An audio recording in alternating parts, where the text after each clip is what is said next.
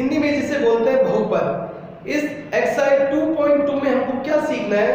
हमको इसमें सीखना है relation between zeros and coefficient. Hindi medium के बच्चों के लिए शून्य तथा गुणांकों का संबंध। हिंदी मीडियम के बच्चों के लिए भी लिख देता हूं।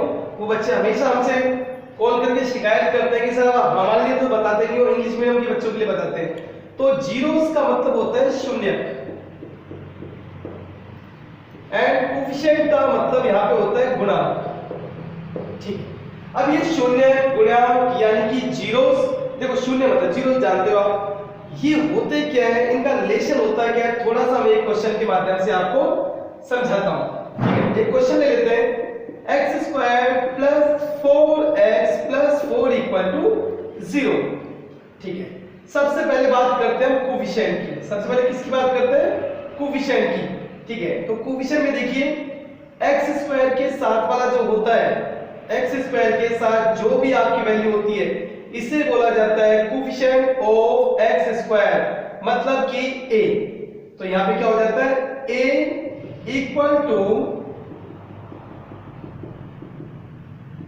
Coefficient of x square. अब देखो x स्क्वायर के साथ कौन सी वैल्यू है? कुछ भी नहीं है, और जिसके साथ कुछ भी नहीं होता कितना मानते हैं हम? हमेशा 1। तो a की वैल्यू कितनी आ गई?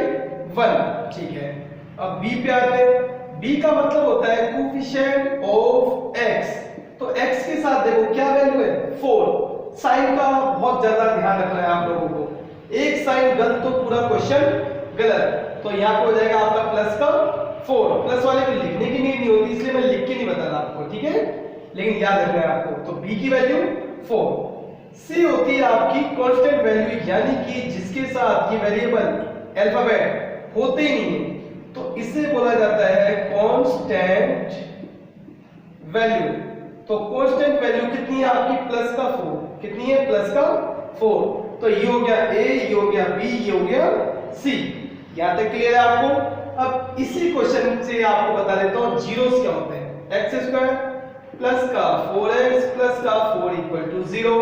8 क्लास 9 क्लास में ये क्वेश्चन आपने ब्रेड एंड बटर की तरह किए हुए हैं। बहुत इजी क्वेश्चन है, बीच वाले के टुकड़े करते हैं और जिसका मल्टीप्लाई फर्स्ट और लास्ट के मल्टीप्लाई के बराबर हो जाता है। याद आ रहा है? ठीक है, करके बताता हूं। x स्क्वायर 2 + 2 4, 2 2 जा 4, यानी कि 2x प्लस 4 इक्वल टू 0। इन दोनों में से कॉमन x, तो यहां बच गया x प्लस 2। इन दोनों में से कॉमन प्लस का, यहां साइन का बहुत ज्यादा ध्यान रखना है, प्लस का 2, तो x प्लस 2 इक्वल टू 0। एक चीज आपको अच्छे से याद रखनी है, ये ब्रैकेट के अंदर वाली जो वैल्यूज है, ये टर्म्स बिल्कुल सेम डिट्टो होनी चाहिए। यानी x प्लस 2 है तो यहां पर भी x प्लस 2 है, साइन का भी फर्क नहीं आना चाहिए।